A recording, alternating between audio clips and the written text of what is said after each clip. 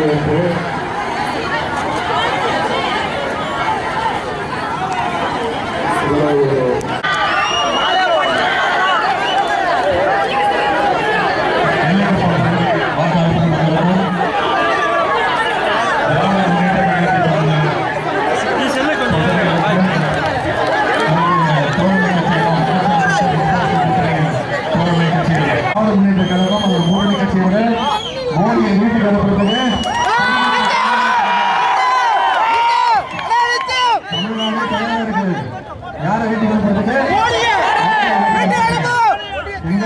மக்கள் அலை தாய்மார்கள் நிறைய பேர் வராங்க, இளைஞர்கள் எல்லாம் என்ன தெரியும் சொல்றாங்க, இது மோடி எதிர்ப்பு அலைன்னு சொல்றாங்க.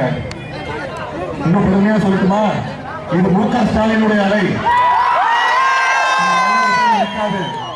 இந்த எழுச்சியை வர ஏப்ரல் 18ஆம் தேதி வரை இருக்கும், தேர்தல் நாள் வர வரைக்கும் நீங்க எல்லாம் கண்டுபிடிச்சு நம்முடைய வெற்றி வேட்பாளர் அண்ணன் ரமேஷ் அவர்களை ஒவ்வொரு இல்லத்திற்கும் வாக்கு சேகரித்து பெருவாரியான வாக்கு வித்தியாசம் வெற்றி நிச்சயமாகிவிட்டது. எனக்கு இருக்கிற ஆசை, எழுத்து போட்டியிட பாமக வேட்பாளர் ஜப்பாசிங் கூடாது.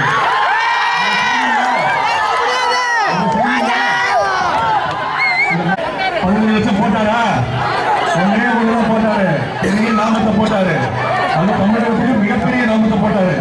அவரை மன்னிச்சு விட்டுறீங்களா? ஒரு வாட்டி வாக்களிச்சிருக்கீங்க, 50 வருஷம் இந்தியா பின்னாடி கொண்டு போயிட்டாரு. இன்னொரு வாட்டி அந்த தப்ப செய்யுங்களா?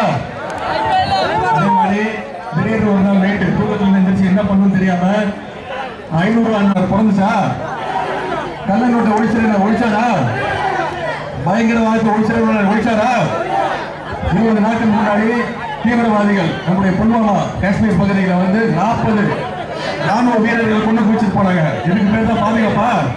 திருப்பி இந்த ஆட்சி வர விடுவீங்களா?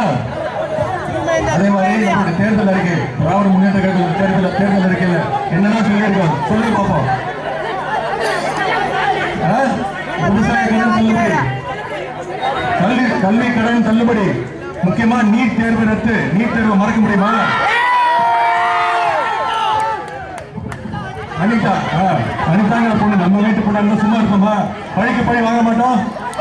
அந்த பொண்ணு என்ன ஆசைப்பட்டுச்சு? மருத்துவம் படிக்கணும்னு ஆசைப்பட்டுச்சு, டாக்டர் ஆகணும்னு ஆசைப்பட்டுச்சு. ஏழை குடும்பத்தில் பிறகு டாக்டர் ஆகக்கூடாதா? நீட் தேர்வு ஒன்று கொண்டு வந்து அந்த பொண்ணுக்கு பொய் தன்னம்பிக்கையை கொடுத்து, பொய்யான தன்னம்பிக்கையை கொடுத்து கடைசியில் நீட் தேர்வு கொண்டு வந்து அந்த பொண்ணை கொலை பண்ணாங்க. இதெல்லாம் மன்னிக்க முடியுமா? மன்னிக்க முடியுமா? அது மட்டும் இல்ல, இந்த தேர்தல் அறிக்கை தேர்தலுடைய கதாநாயகன் சொல்லியிருக்காங்க. ஒரு கதாநாயகன் இருந்தா வில்ல இருப்பாங்க. யாரு வில்ல? இந்தியாவுக்கே வில்ல யாரு? ஒரு வில்ல இருந்தா எப்பவுமே அவங்க கூட கைத்தறி இருப்பாங்க. சொந்த காலத்துல செஞ்சு தரதுக்கு 2 பேர் இருப்பாங்க, காசு கொடுத்து வச்சிருப்பாங்க. 2 பேர்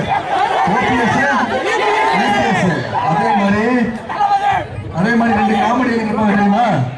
யார் அந்த காமெடியன்கள்? கவுண்டமணி செந்தில் யாரு? கவுண்டமணி செந்தில் யாரு தெரியுமா?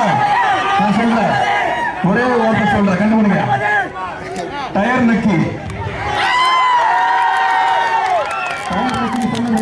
நான் சொல்ல, மருத்துவர் அன்புமணி ராமதாஸ் சொன்னாரு. யாரை பார்த்து சொன்னாரு தெரியுமா? துணை முதல்வர் பார்த்து டயர் நக்கின்னு சொன்னாரு. இப்ப அந்த டயர் அவர் நக்கிட்டு இருக்காரு. துணை முதல்வருக்கு தான் இந்த நிலைமை. மாற்றம் முன்னேற்றம் அன்புமணி இல்ல, ஏமாற்றம் சுகேஷ்.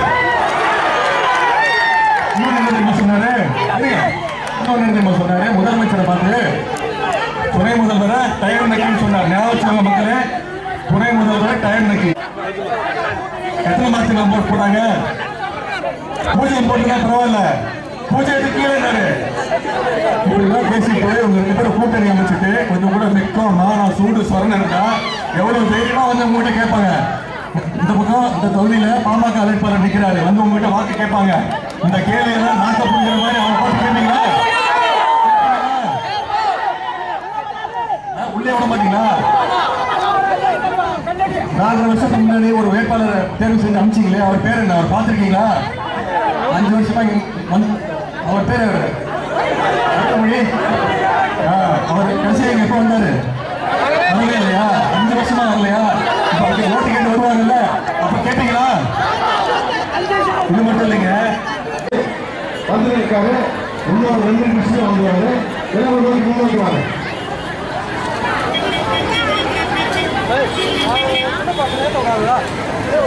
கொஞ்சம் முன்ன வாங்க, கொஞ்சம் முன்ன வாங்க.